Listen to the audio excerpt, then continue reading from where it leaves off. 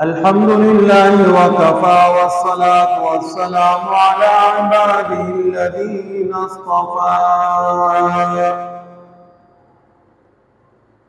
ونبيه المجتبى وأمينه على وحي السماء وعلى آله المجتبى وأصحابه الأتقياء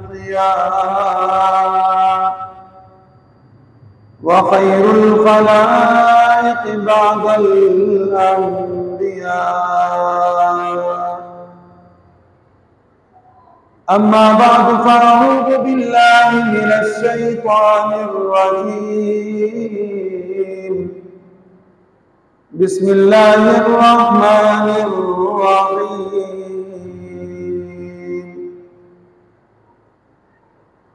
ولا تقولوا لمن يقتل في سبيل الله أموات بل أحياء ولكن لا تشعرون.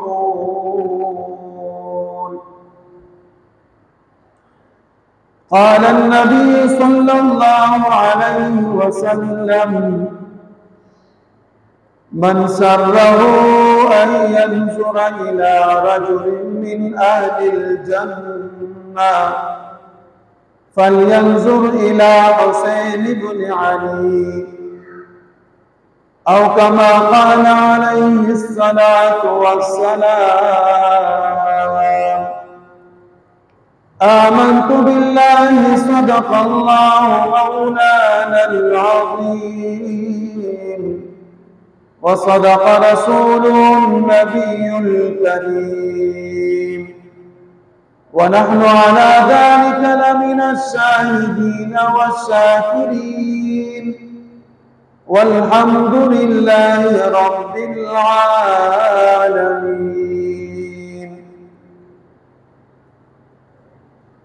اللهم صل على محمد وعلى آل محمد كما صليت على إبراهيم وعلى آل إبراهيم إنك حميد مجيد.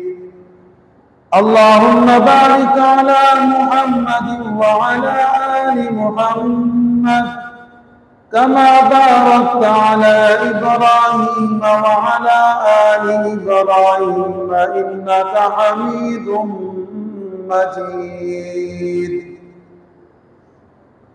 मेरे मुहतरम व मुकर्रम प्यारे भाइयों, दोस्तों और बुजुर्गों, और मेरी प्यारी माँ और बहनों, आज 9 मुहर्रम उल हराम का दिन है और कल वो दिन है जिसको 10 मुहर्रम उल हराम कहा जाता है। और ये दिन आज हमारे दरमियान हजरत हुसैन इब्न अली रज़ी अल्लाह तआला अन्हु के शहादत के नाम से मौसूम हो गया है। ये जो 10 मुहर्रम का दिन है, इसकी फजीलत नबी अकरम सल्लल्लाहु अलैहि वसल्लम के ज़माने से पहले चली हुई आ रही है। अल्लाह रब्बुल इज़्ज़त ने इस दिन हज़रत आदम अलैहिस्सलाम की तौबा को कबूल फरमाया। इसी दिन अल्लाह रब्बुल इज़्ज़त ने हज़रत यूनुस अलैहिस्सलाम को निजात अता फरमाई,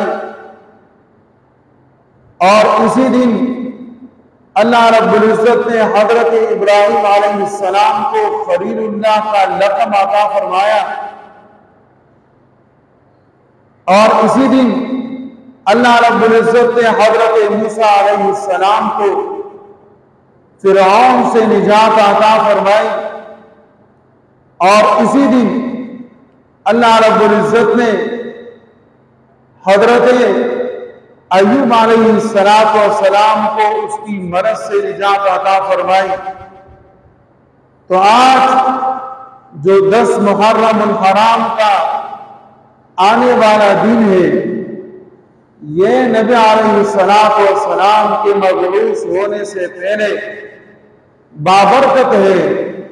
نبی اکرم صلی اللہ علیہ وسلم نے مدینہ منورہ کے یہودیوں کو دیکھا کہ انہوں نے اس دن خوشی منائی اور کہنے لگے کہ اس دن ہم اس لیے خوشی منانا چاہتے ہیں کہ اللہ رب العزت نے حضرت موسیٰ علیہ السلام کو فرعون سے نجات عطا فرمائی تھی۔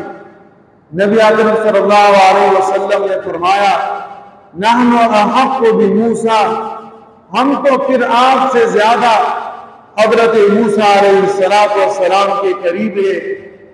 اس سے فرمایا کہ یہودیوں کے ساتھ مشابہت کو اختیار نہ کرے، لیکن 10 محرم الحرام کے دن روزہ رکھتے ہوئے ساتھ میں 9 محرم الحرام کو بھی روزہ رکھے، یا 10 محرم الحرام کے ساتھ 11 محرم الحرام کو بھی روزہ رکھے، تاکہ یہودیوں کے ساتھ ہماری مشابہت نہ ہو جائے۔